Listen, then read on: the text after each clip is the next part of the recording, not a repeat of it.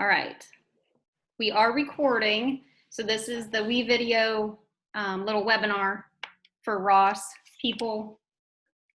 So that in hopes of like better helping everybody understand this program. This is very new. We literally got access maybe like a week and a half before we went on this whole distance learning thing. So if you're feeling like, you know, where did all this information come from? It's brand new to all of us. And we have full access from here until, at the minimum, we were told June 30th. So keep that in mind. And then, so all of us are brand new to this. None of us are experts. So like we've just learned as we've gone. I asked Dave and Jamie and Jessica to join in because they're three that I'm really well aware of at the elementary level, have really taken on learning WeVideo. There are other people that have, but just having them share some of their tips and ideas and thoughts and maybe how they did different things in here. But we're going to start it off with Jessica, who is going to talk about like IPDIP credit, PD credit, give you guys some ideas, some tips, some thoughts. So if you want to take notes, but remember this will get recorded and sent out later too. Okay. Can everybody hear me okay? All right, hopefully, thank you. So for this particular recording, since this is done through the district, this recording can actually go on your district PD log. So this would be an hour of PD. This does not have to count towards your tech project. It can, but remember that your district PD log is unlimited and you can earn as many hours as what you can on that. So I would put this hour towards your PD log instead, and then use that extra tech hour for something else later. Because I think as we're all finding, for the tech project, our limit is 6 REAPs, which is 60 hours. And I think some of us are close to our 60 hours at this point already. So that's just my opinion. Use this hour on your district PD log instead. As far as the tech project goes, I know there have been some questions about that. It's always been a category on our REAPs chart. Any time that you spend learning WeVideo or learning Screencastify or posting your lessons online, all of that stuff can count as a technology project. So basically, if you're not taking college courses right now to renew your license this time, this is kind of like PD that's just falling into our laps. I mean, there has to be a plus out of all this somewhere, right? So anyway, just record your time. It does not matter if you're recording it on a Google Doc, if you're handwriting it somewhere, that doesn't matter at all to us. Just keep a log somehow of all the hours that you're spending. Just a quick description, hey, today I was on WeVideo for 2 hours recording lessons. That's all you need to do. Nothing fancy, just the time that you spend on it, what you're doing on it. And then all we need as proof, either myself or the LPDC member from your building, is simply like a link to a few of your videos that you've made, or links to your lessons that have those videos within them. That's all we need. So I mean, it's very simple. Don't stress over it. We sent out a Screencastify video of how to create the tech project in PD Express. All you need to do is request an activity. A technology project is on that drop-down menu that comes up, and easy peasy, just a quick description, distance learning is fine. And then, I'm going to use new technology to reach my students. So that's that. Jessica, there's one question in the chat. What do webinars count for on IPDIP? Someone attended some through ODE. Yeah. Okay, so webinars are right now under our workshop category. I think when you select an activity on PD Express, I think that's one of our very bottom, it's on the very bottom of that drop-down list, but a webinar is the same as a workshop. Hopefully that answers that. Does anybody else have any other questions when it comes to IPDIPs or anything like that? Okay. Do you want me to go ahead and start? Thank you for doing all that for us, Jessica. Yeah, no problem. Thank you. Before we start, Jessica, hang on. If everybody could, I can mute everyone, but it'll just help with any of like the background noise. If everybody could go ahead and mute themselves unless you have something to say. We'll use the chat. I'll be monitoring it. A couple other people are going to be monitoring it if we can help out answering some questions. And I know like some of you guys have used WeVideo, so feel free to jump in. Like if you know the answer, go ahead and pop it over there in the chat. The chat is not something, to my knowledge, that gets recorded, which could be a good thing, a bad thing, whatever. But I'm also going to go ahead and drop in a link to a document over in the chat, and that is a WeVideo, kind of like a help guide. I'm going to go ahead and share my screen. It should look like this. If you have not yet created your account, please click on this link, and then you're going to do this one that is highlighted. That gets you direct access into our Ross Rams WeVideo program so that you have full access. It will also pop you in as a teacher. So if you've created one prior, I had to go back in and change you over to a teacher. This one automatically makes you a teacher, which is important to note because if you're in as a student, you cannot share your videos publicly.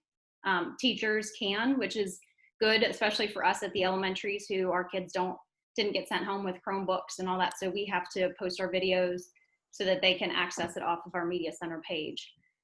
And then as you scroll down, you'll see that there's some troubleshooting, some help guides. WeVideo provided these top 3 links for us. These were created by them. There's a resource hub that has some ideas and inspiration that you're welcome to look at. The educator guide also has some great information. It can be a little overwhelming, so use them to benefit yourselves. And then always, if you have questions, just feel free to reach out. And if you keep scrolling down further, you'll see a couple of people that are on social media that share out some pretty cool ways that you can use WeVideo. This John Klein guy is the guy that actually hooked us up with this free trial.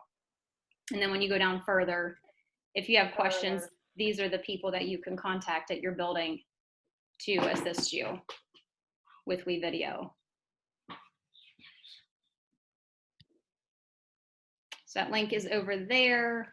And then Jessica, we're back to you. Okay. So what I've done with WeVideo so far is a lot simpler than what you're going to see from Dave and Jamie in a little while. The reason I like WeVideo is because I don't use my cell phone a whole lot. It doesn't, it might have a better recording quality than what the Chromebook does, but for me, it's easier to keep everything in one spot. So with my WeVideo, especially what I'm doing with my math lessons right now, is I start my math lesson with me doing just a very brief overview with kids. We might go over vocabulary. Right now we're doing geometry, so I, show them like some 3D shapes. So our video starts with me, doing a little bit of talking with the kids, and then I start sharing my screen. So instead of having my kids actually go into Think Central and click on the interactive piece of Go Math, I show them that through my screen, which is what we do together as a class anyway. So through WeVideo, I'm able to record myself. I'm able to record my screen. And then I also, I brought home my Ladybug, my document camera, and the Chromebook will work with that as well. So those are the 3 pieces that I use in my math lessons. So they, like I said, the video starts with me and the kids can see me, they can hear me. Then I go to the interactive piece of Go Math and they watch Jesse Bear go through his spiel. And I do all the clicking, which is what we do together as a class anyway. And then after that, we start looking at some math journal pages together. So for me, I found it simpler for my class for me to go ahead and do all that work and kind of show them basically the same way we do things in class, instead of having them go to Go Math and click on everything by themselves. Sometimes parents get a little lost in everything. So that's why I like WeVideo, because it will save everything in one spot for me, whether that is video of me, whether it's my webcam, or whether it's things that I am doing with the Ladybug. It's all in one spot. I don't have to worry about uploading things or waiting for things to process. It's all there in one spot, and I can take the clips that I need from the live video. I can take the webcam and then the Ladybug and just mesh it all together into one video. You want me to on my screen? Or Sure. Why don't you show them how you like select the different, you know, like the webcam versus your screen, and then the option to do them both. all right, bear with me because I'm not used to sharing this, so see if I do it the right way. All right, are you able to see my screen now? Yes. Okay, thank you, because I can't see you guys anymore. Move this to the bottom. All right, so if I've got this pulled up correctly. So this is what my screen looks like on WeVideo. I think this is kind of what they call the dashboard, I think. So I just go to create new. They start off, they give you lots of different pictures. They have lots of media on here preloaded. Right now on my screen, it's showing pictures of the flag. I always go over to my media when I'm ready to record. And I'm sorry, you're going to see lots of random clips of me on here. Whenever you're ready to record, here's the record button. And then it will give you the option of using either your webcam or your screen, or the screen and webcam. I have not really used the screen and webcam at this point. I either choose the webcam or the screen. Once you choose that, if you're doing the webcam, it will show you, a little video of yourself, a little preview, so you can see what you're going to look like before you start recording. And if you start recording your screen, a little message will come up down in the bottom corner, kind of like mine does right now, that lets you know that you are sharing your screen and that it's recording. In this box here, you can see all the different little video clips of all kinds of things here. And I think this is what they call the timeline view.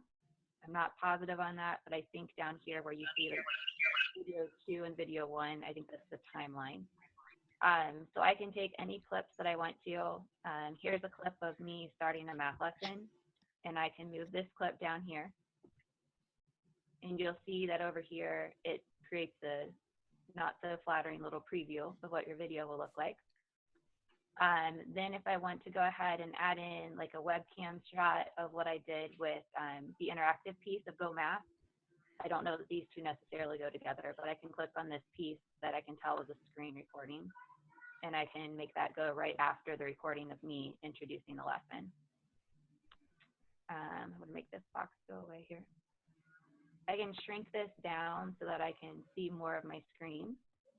And here's a clip where I had used the ladybug, and I can move that clip down here as well. So right now I have all three pieces. I have myself teaching the very first part of the lesson. I have the interactive part, and then I have the ladybug, which is me doing some of the math journal pages with the kids and kind of thinking aloud as I do those pages. Of course, as you go through this, you can go through and you can edit out, the first few seconds.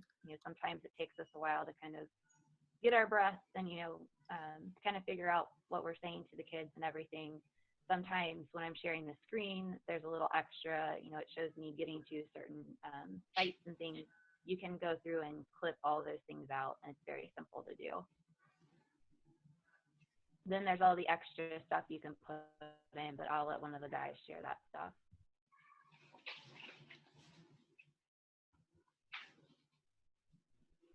All right.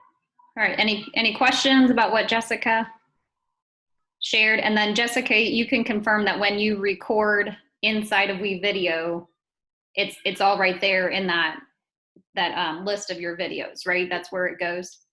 It all stays right there. So like I said, for me, I'm not used to using a cell phone that much for video and things, so it's just convenient that every single thing I do is just stored right there on the Chromebook.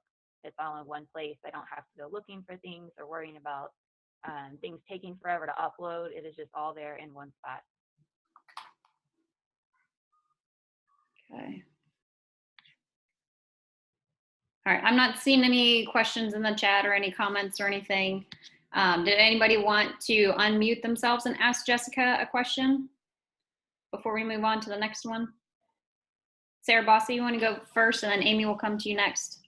Hey, Jessica. So when you are recording yourself and maybe stumble across some words, you don't have to restart that whole video. You can just like take a breath and then continue on and then just edit out that tiny little piece, right? Yep. So that And I've makes had it to a do lot more that simple. before. Yeah. So when I first started doing this, I was very worried, like, oh my gosh, I messed this part up, or I pronounced this word wrong. It really depends on what the video is. If it's a math lesson, sometimes I will do that. I'll take a deep breath, start over, or sometimes I just start giggling at myself. But yeah, you can go in and cut out, 3 seconds from your video and mesh it back together. It's very simple to do. And the other thing, just to tell everybody out there too, like, I was really worried about messing up on videos at first. And honestly, I was talking with Sarah about this. Our kids see us mess up every single day. Like if I pronounce a word wrong, I shouldn't have to feel like I need to restart the chapter that I'm reading to the kids, or even go out, and take out some of those pieces where I messed up. Now, if I'm sitting there giggling, yeah, I'll go through and go ahead and take it out. But at the same time, like, I think it's important too for our kids to see, like, hey, she's still real. Like, she still made a mistake. It's okay. So don't stress too much over mistakes. Our kids just want to see us. All right, Amy, you want to go next? Yeah, I think this might be a question for later, but can you insert like MP4s and things like that into the WeVideo? Okay. Yeah, you can upload a lot of your own things. You can upload your own music. You can upload pictures. There are all kinds of things you can do. I haven't done as much of that as the other guys have, but I'm sure they'll share that with you. Okay. And then it downloads. Can you download this whole thing as an MP4? Mm-hmm. Okay, perfect. It will give you the option, once you are finished making your video, it will give you the option of places to save it. So it will automatically save to your drive if you ask it to save to drive. But the part that I like is that if you just view it on WeVideo, it'll create a link as long as you make your video public. And that link is what I share out with parents. So I don't even have to go through Drive and like try to make a sharing, do the sharing and everything like that on Drive. I just give them the link. They click on that and it takes them right to WeVideo, and that saves all that processing time also. At least for my Drive, when I put videos in there, it takes it a long time to process. With this, as soon as I get an email from WeVideo, it usually takes about 15 minutes. That link is good for parents to view right there. So for me, that's been simpler. Thank you. Awesome. And another thing, while we're on that topic, Jessica pointed out something very important. If you want to be able to share this link beyond the Ross domain, you do need to make it public. And obviously, like everything that we're doing is all, above board and all that kind of thing. So don't worry about that part. But at the very, very end, when you're finishing up your video, there is a little like toggle switch that you have to turn on that'll say make it public. And then right above that, I always click the share to drive. And then if you're familiar with Screencastify, it automatically creates a folder in your Google Drive, and that's where it houses it. But like Jessica said, it sends you an email when it's done. And from there, you can grab the link. What I really like about the WeVideo link too is it has a little eyeball, and you can see how many views that you get. Like, so if you want to see like how many people are actually watching this, it's not like great dig deep kind of data. Like you can't find out exactly who it was, but like that little eyeball will end up with a number next to it. And you can see like, oh, I've had 45 views, or I've had 2, so that kind of gives you a little telling about how accessed your video is. And those are links that you can drop into for the middle school, high school. You can drop those links into Schoology just like you would paste any other link from the internet. Do you want me to show that real quick, how to make it public? Sure. Okay, let me go back to sharing my screen real quick.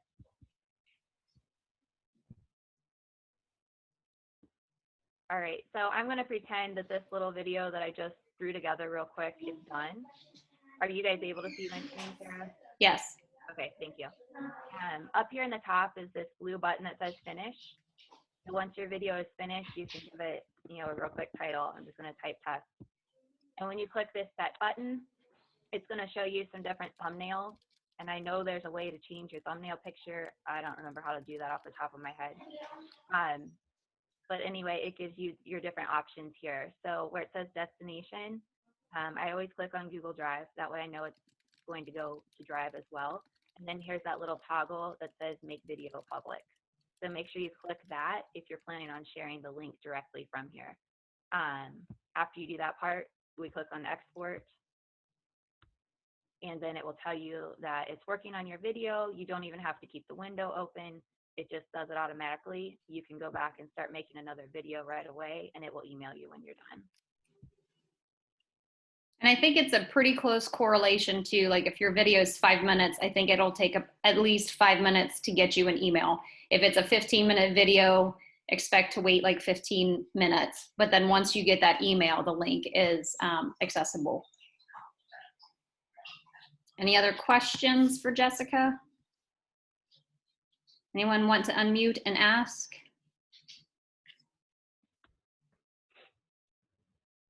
All right, Jamie, you're up. Okay, what's up, everybody? First of all, I don't have much new to say than what Jessica said, other than I do use my phone to record instead of using my computer. I just find the flexibility that you have with your phone is just, it's just easier. It does take a little bit longer to download them to WeVideo, but I mean, what else do we have right now but time? Goodness gracious. And I've also done several things outside. So rather than carry my computer outside, I'll just have my wife or one of my kids just video it on my phone. And then I can show you how to transfer it from your downloads to WeVideo. And like Jessica, I've never done the shared screen, so I'm gonna give it a shot.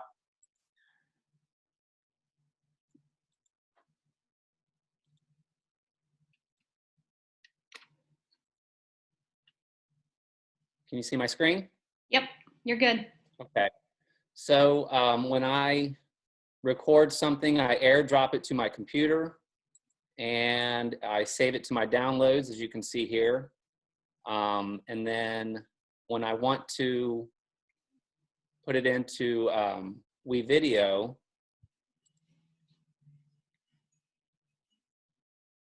well, there should be a plus sign here. Bottom right corner, James.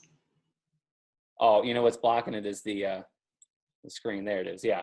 So you push on, hit the plus sign, and then you just click and drag whichever clip you want to bring over to WeVideo. And you can see I've got one coming over. I'm working on a math video now, and it does take forever. Obviously, the longer the video, the longer the clip, the longer it's going to take to import to WeVideo. But this way, like I said, I've just had more luck with this. More flexibility. You can take your phone wherever, do whatever you need. And then these are all my clips. And the other thing I like about it is that, about WeVideo, is I've been able to record some of my students. Here, Alex Stropman, I asked his mom to send me a joke, a video of him telling a joke. So he did that, and I was able to embed that into one of my math videos. Is just like a comic relief type deal, which was really cool. It was good to see him. I know that the rest of the class liked to see him too. And then I have another one here of another one of my students. So there's just a lot of flexibility, and the way that you can just piece together everything. I'm not a very techie guy, but I have found that I've had a lot of fun doing it. And you can get as creative as you want. You can keep it as basic as you want. But the amount of hours that I've put into this, I just find that it gets fun. So this is a video that, Sarah, are you going to show some of our videos? I sent them out. They were with the invitation, and this is one that you had said to share, but you can go ahead and do it now. Show them, No, like, yeah, but show them, talk about the audio down there at the bottom. I was going to touch on that. So on this particular video, I embedded some of the audio from just the WeVideo program, just some, just sounds. There are songs, there are just lots of different things, and you can just play around with it and find the ones that fit and go with it. But I also did a few voiceovers. You can hear at the beginning of this one. We interrupt this program to bring you a very important message from. I don't know, it's just fun in the different transitions, and the more that I play around with it, the more comfortable I get with it, and the more I want to, the fancier I want to make it, I guess is what I'm saying. You've got the time, just play with it, and I don't know, it ends up being kind of fun, and I know the kids enjoy seeing it. Jamie, can you talk about, like, go through and show them some of the built-in, because that's a benefit of having the accounts through WeVideo currently right now, how Ross does. All of the media that's included, the pictures, the videos, the audio, it's all copyright free. Like, we don't have to worry about that, because this is typically their paid for accounts. Any of the media that is there is fully accessible to us. So Jamie, if you could show them maybe how to find those different pieces that you were talking about. So like Jessica, you just create a new project. This is one of my existing ones. And clicking on the media tab, you can see that you can select either my media or project media. Oops, sorry. Stock media. I meant to say stock media. There it is. And these are just different clips. I've not used any of these. I've just been creating my own, but these are just different clips. What I do like to use is the audio feature. And this is where you can find some sound effects.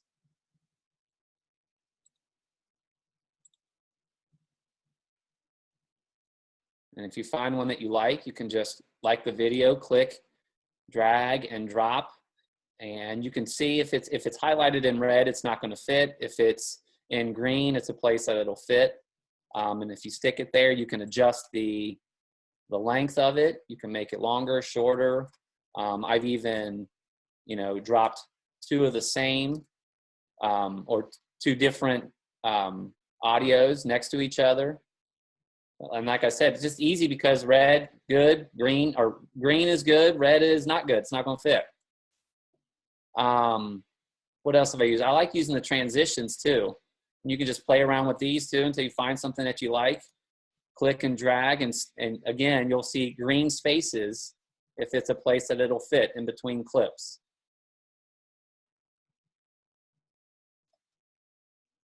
Jamie, can you preview those before you, or do you have to drop them down in here? Yeah, and normally they'll preview over here on the right. I see it's going to play the whole thing. Sorry. You can, if you have one that you haven't finished creating, you can preview all of these things in this screen here. Hey, Jamie, just click on one of the transitions. Just click once. Oh, there you go. You're right. It should pop up over there. And I'll show you the transition. And the same with the audio too. I believe you just click on the audio once and it gives you a preview. It's not doing it. It did it once. I don't know. See, I'm still learning this stuff as I go. I rely on Sarah. Sarah, what do I need to do? I just call her. That's a perk I have. What if you double click on it, Jamie? Double click here. I tried. There we go.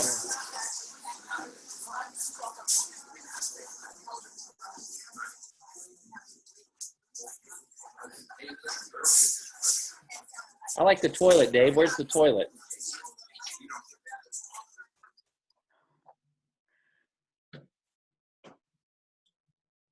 A lot of these things, you just have to go in and just try them out. Yes, that's what I'm saying. Just play. That's how I learned to do it. Like I said, if I have questions, I just call Sarah, and she's good about getting back with me and helping me out. All right. Any questions for Jamie? Anybody want to unmute? Ask him. I would say just don't be afraid. I am not a tech guy, and like I said, the more I played with it, the more fun I had. So just do it. All right. I'm not seeing questions, but if you have one, pipe in. Otherwise, Dave, we'll toss it over to you. All right. Well, welcome everybody. Again, I think Jessica's done a great job and Jamie's done a great job of kind of like introducing some of the stuff. I've used more more of my WeVideo. I think I've done 5. I've done 4 for my class, and then I put together Elda's kind of all the teachers sent in like honeypots. If you didn't get to view that, you might want to check that out. But that video right there, I will tell you, took me about 20 hours to put together. But it's like what Jamie said. You know, once you kind of dive into this, it's fun when you have the time. You know, I know everybody's planning lessons and video lessons, you know, doing those type of things. But this was a project that I thought, I was like, all right, let me take a shot at it. And I've had a good time with it. But it does take time, but don't let that frustrate you. You know, you can make it as easy as you want. I know that Jessica had brought that up early in our previous kind of like chats, as this is not a program to scare people off. This is a program to help and enhance and, you know, do something a little bit differently. But, you know, I've put together a couple. I've done a couple of serious ones for my class, but I've also done, you know, a fun one. If you haven't got to check out the spring break video, that was a blast to put together. I'm going to try to share my screen.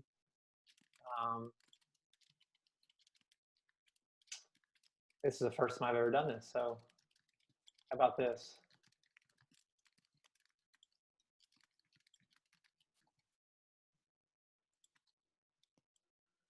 It's getting there. It's got there. It's there. We're All good. right, so this is again, a short video that I put together for like a send off to spring break.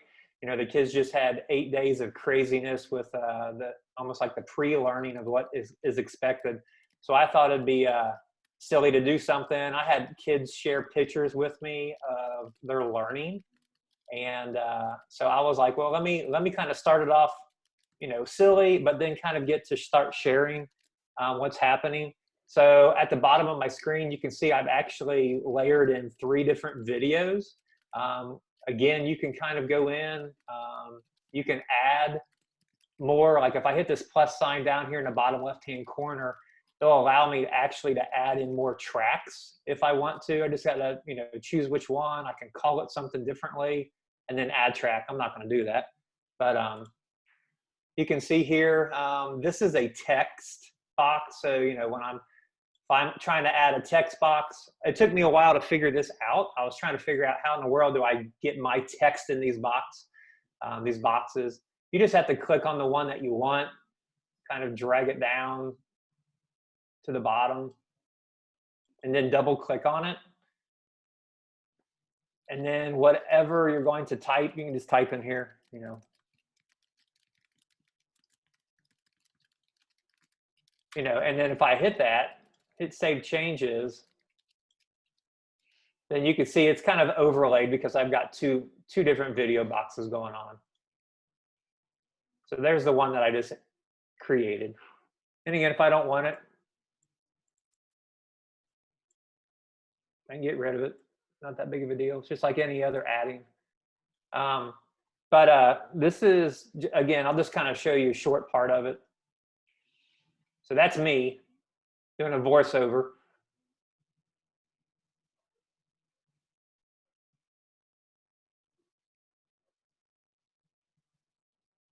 And there's one of those audio stock stuff.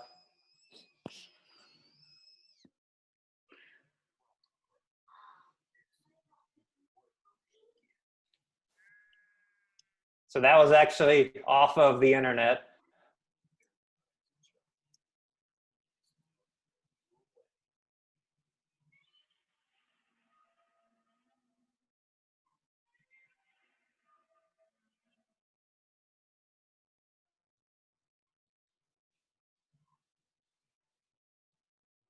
So again, from there on out, I just added pictures that my kids had sent. Again, you kind of like lay over what you want. You can obviously stack different things to go together. I haven't done any of the green screen yet. I think that'd be something I can play around with later. But again, if I scroll down to the bottom, you can see here I've got several different layers of audio and voiceover, as you heard earlier. Again, those are things. Sound. Could you guys hear the sound on his video? No, it was real faint. The sound is I've seen the video because my son is in Dave's class, and the sound is what makes it honestly the best, truly. It captures the kids' attention. So I don't know if you'll share a link later to this just so people can see how it all pulls together, but I feel like the sound makes a huge difference. I believe this is the video that I shared with the invite. This is the video that Dave requested I put in there for him. So if you go back to the invite that I sent back on Friday, it should be one of the 3 videos that's linked there. Hey, Dave, can you, Yeah. like on your audio, do you see the blue lines? Yep. Can you explain what those blue, like on your little sound clips, how the one goes Oh, kind yeah. of up at a diagonal? Can you explain what that? Yeah, so I'm down here on this audio 1 file, and you can see how it starts in the middle and goes up. Well, what I did is all of the video clips start out with a straight line at the top. So that's going to give, again, normally it's set at 100%. And again, you can kind of control a lot of volume, how loud you want to hear it, also down in this toggle. But for some videos, like the one I did for our eldest school, Mr. Hall, who was Winnie the Pooh, did some talking. So during that time when he was talking, I did some kind of dropping the volume down. And again, you can see you've got these little circles, and I can click pretty much anywhere, maybe, on that blue line, and then I could adjust how loud I want it at any point in time. And so for that one, what happened is I started it out on a lower scale because I was doing this voiceover right here, down here. And so that allows me to like increase or fade in or fade out. And as long as I don't have any other talking going on, usually that's kind of up at the top, like all these other blue lines right here.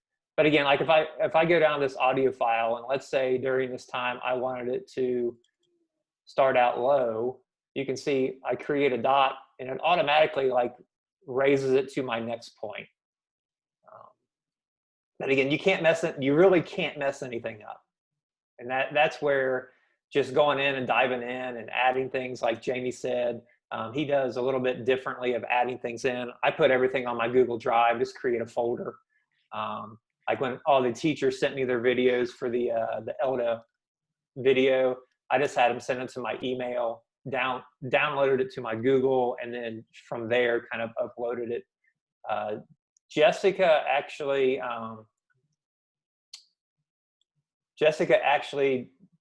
sent me something about actually sharing, where you can create a document where it looked like everybody, instead of sending it to me, they could share it straight to the video. I haven't had a chance to do that yet, more of a collaboration. So that would be something that, people could try out. I would assume it's pretty as easy as you just making it, but instead of sending it to you, I would assume that they would send it to that link there. But again, it all depends on what you want to do. Don't be scared of it. Again, you can make it as easy or complicated. Mine's a little bit more complicated, but again, I'm just piecing mine together. I haven't found a way to kind of like fade in and out. Sometimes it gets a little choppy. I have overlaid different videos to where like one is ending and I've got one like transitioning into that. I've done that. I know there was a question over on the chat about, it was from Sarah, it was from Beth, I think. Beth, about, can you cut something out in the middle? And actually you can. Let me see if I can do this again really quickly. All right, so if I'm gonna go to one of my video clips out here, if you can see that this video clip is in yellow, all right? If I play that,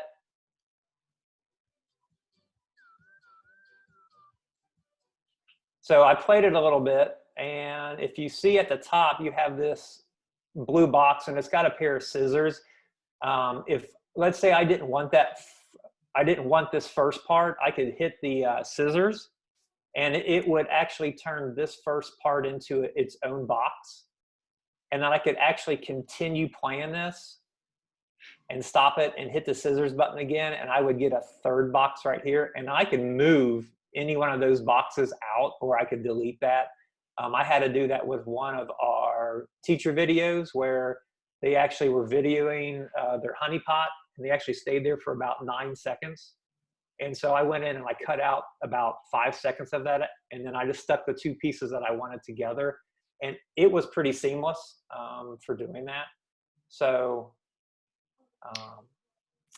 Dave, I think you can do that with videos, but I don't think you can do that with the transitions. yeah, transitions. Okay, yeah, transitions you can't. Good point, Sarah.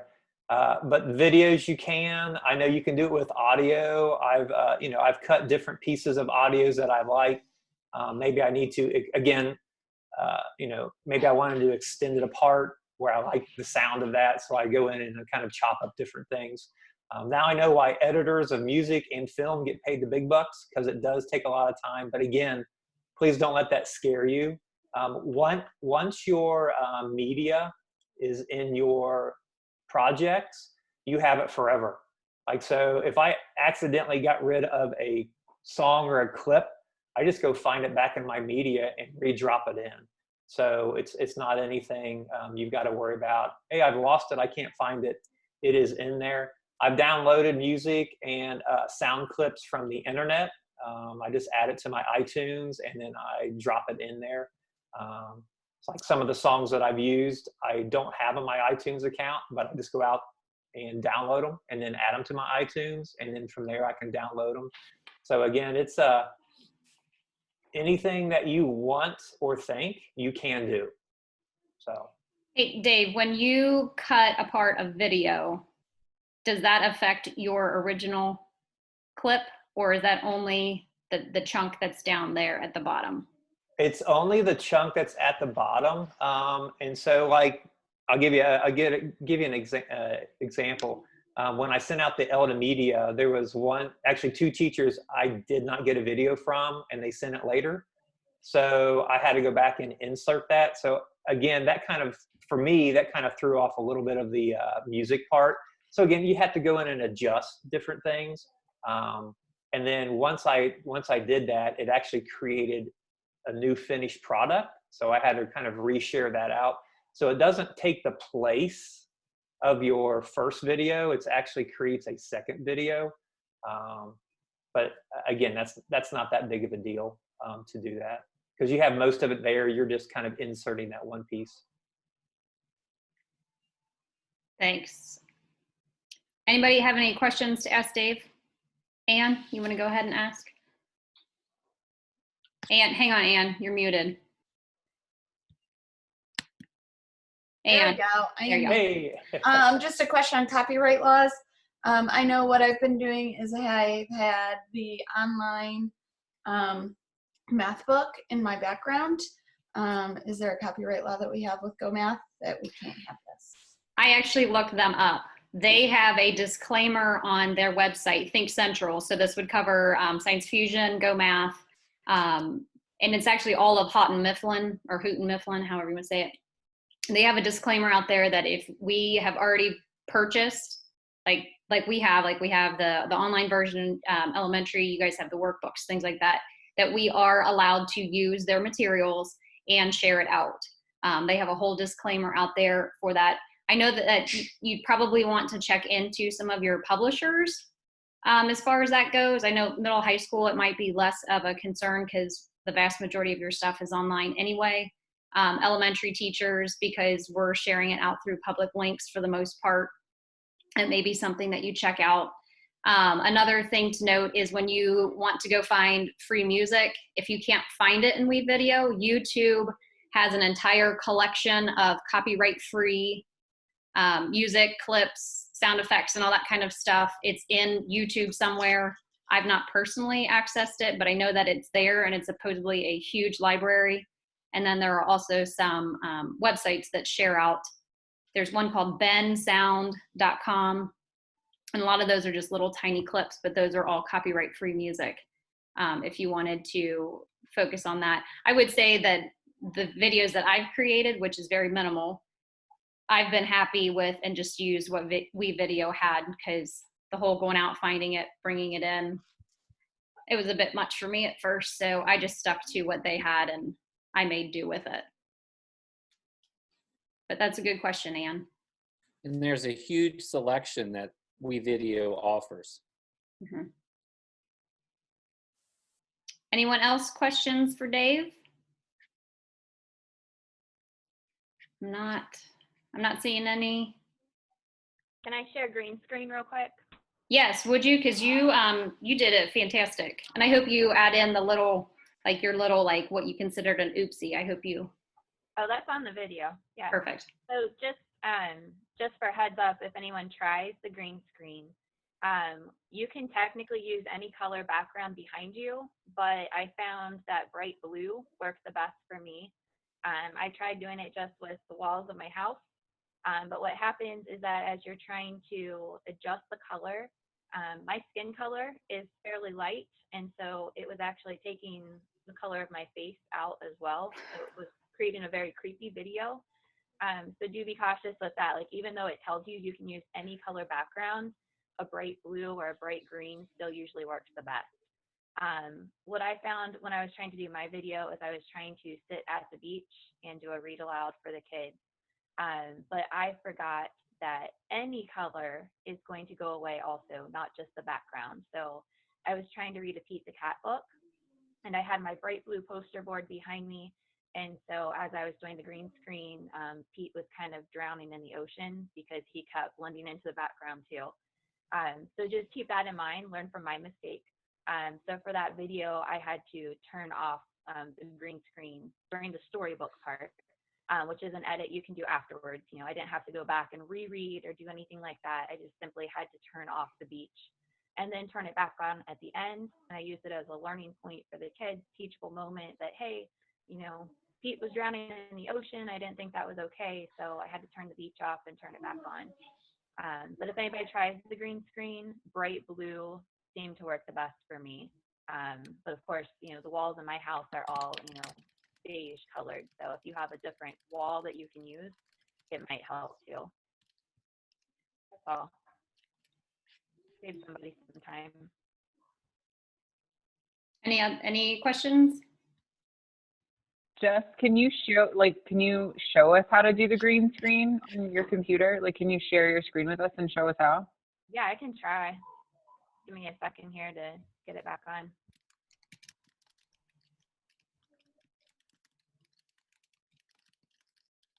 All right, is it back on? Yes. Okay, thank you. So as Dave pointed out and Jamie did too, you have all these lines down here. You have video 2, video 1, you have your audio. Whatever is at the top, whatever is in that top line is what is going to show up first. That's like your overlap. So if I can find that clip that I used. Sorry, there's a lot of clips in here. All right, so here's a random, I don't remember which one of these I actually wound up using. Let's just put this in.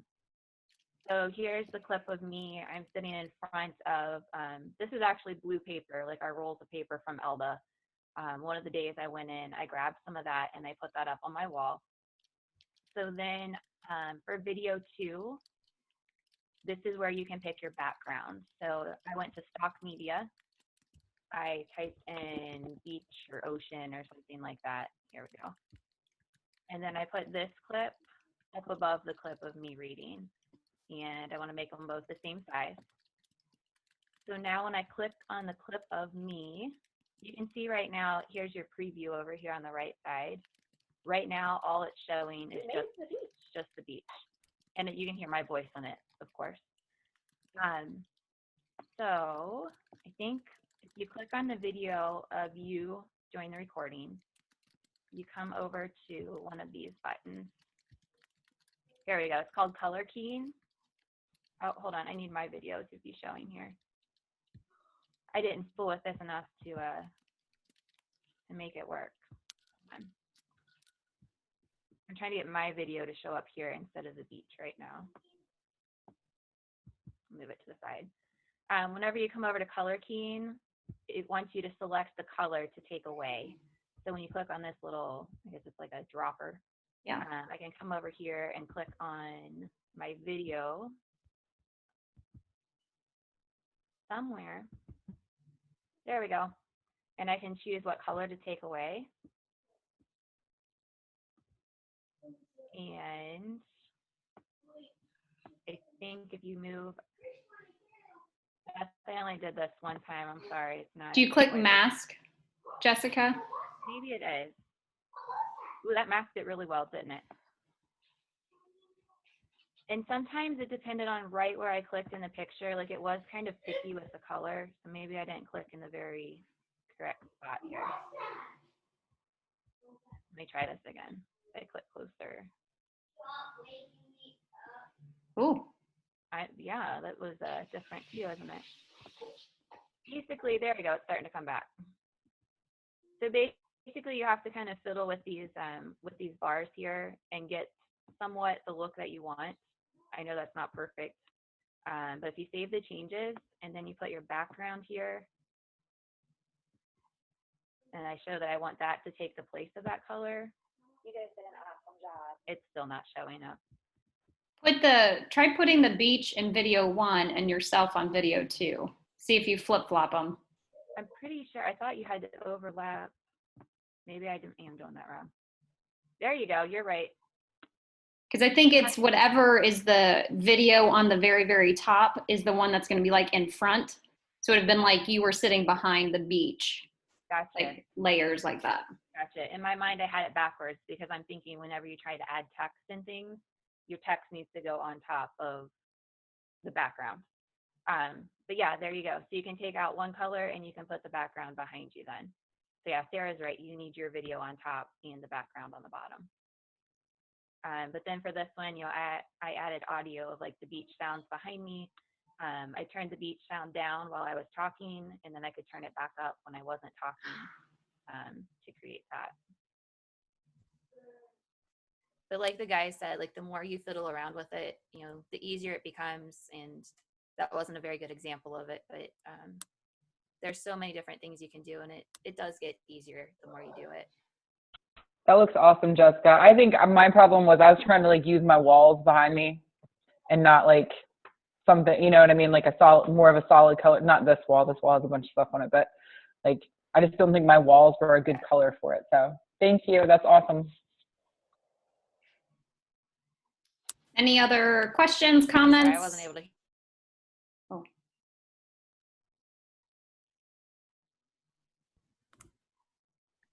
Questions, comments? Anyone need to ask a question? Just do it. Like a Nike commercial. Just do it. Sarah, is there an easy way to change the thumbnail? I've only just done like the ones that they had down there. I think it kind of pulled from the beginning of your video to the end of your video, something like that. That's honestly something I've not really looked at. I'm sure like in there, that resource document that I posted first, if you go into the educator guide, I mean, it's like, I don't even know, like 20, 30 pages of information set up, like you can click on different links. That John Klein guy, if you're on Twitter, no lie, I can't tell you how many times I've reached out to him, and I've just like sent him a message and I said, hey John, can you help me out? And he'll get back with me relatively quickly. He is California, so keep in mind that the time difference there, but he's been great. When I was trying to figure out some stuff that I just couldn't figure out by playing around with it, I've just like gone on YouTube and said like, how do I blah, blah, blah. And like, like with the audio thing that Dave was talking about, how you turn down the audio and stuff, like I've been able to find some helpful hints just from Googling it or putting, throwing them on YouTube too. Yeah, and use all of us, like, throw the question out. If one of us can't answer it, I'd be happy to, I'll send a message to that John guy and be like, hey, help me out here. Because he is WeVideo, like he works for WeVideo, that's his job. There is a way to change the thumbnail. I've been looking for it, but there is a way to change it. It's like once your stuff is completed, on kind of like your main page. I don't know if it's in like an edit button, but you can change it.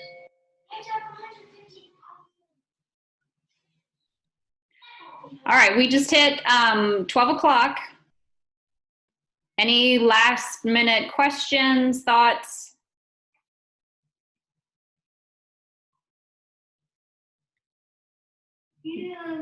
Silence, is that a good thing? Okay. Thank you for sharing. Thank you for sharing and sharing your successes and bloopers with us. And it does look like a lot of fun. And I can see how it could be super time consuming. You could really investigate all the features of it. So thanks for sharing. The one thing that we didn't touch too much on, because honestly, we haven't jumped into it much. I went into Beth's class and her kids did sign into WeVideo as student accounts. Those are literally the only students that have signed in, but every single student, staff, secretaries, principals, everybody has access to this. If you want to use it with your students, you are welcome to. Keep in mind, it's a brand new tool for a lot of them. I think they will like just eat it up. They'll probably teach you far more than we could teach you in a year. But make sure that they use the student link. So again, that reference doc, on the one side, it's the teacher link. On the other side, it's the student link.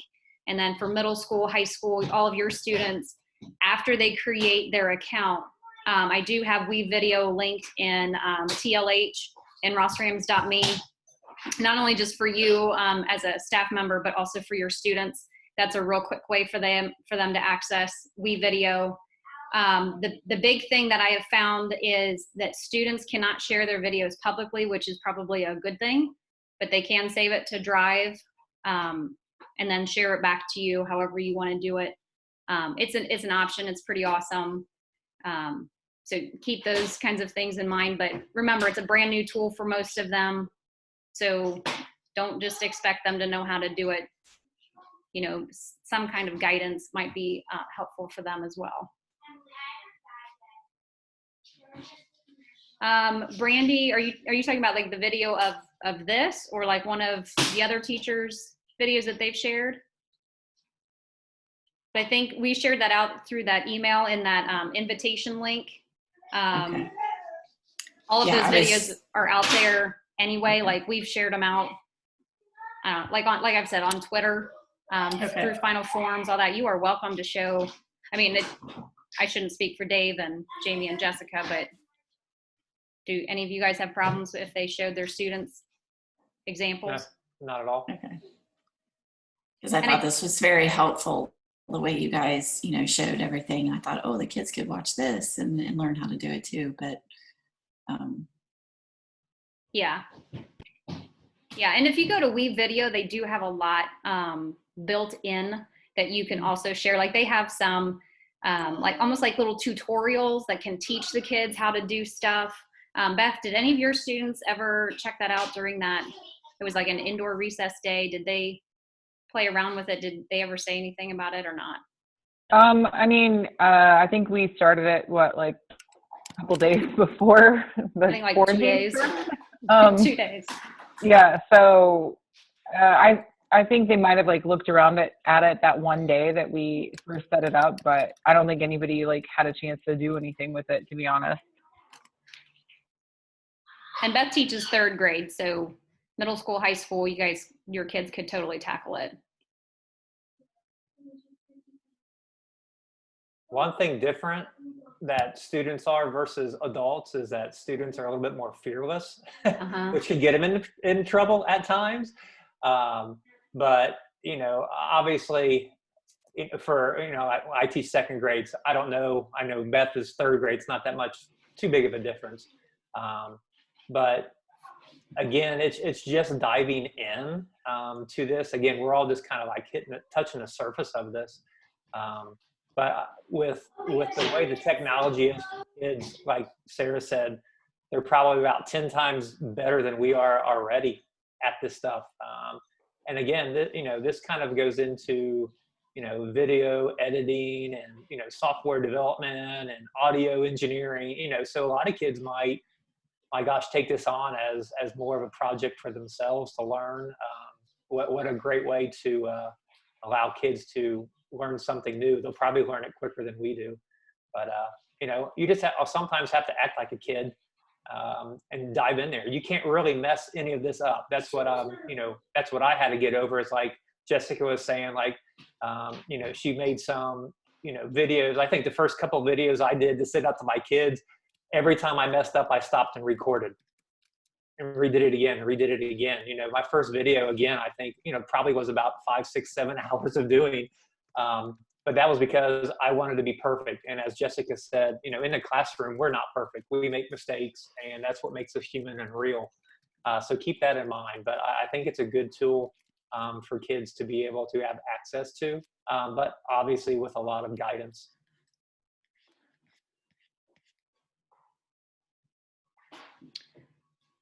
All right, I'm going to go ahead and stop recording. Just so you're aware, when you record in Zoom, if you haven't done it yet, it does take a bit of time to process. And then in order for me to share it out, I'll probably drop it into my drive, which will, again, take some time to process. So look for this to come, and I'll just send it out to everyone in Ross. Look for this to come out probably later this afternoon. And then, like I said, if you have questions, feel free to contact us. Email is best. If you have my cell phone, don't hesitate to text me, call me, like whatever, I'm good. And if we can't find the answers, we'll definitely help you find them as well. So with that,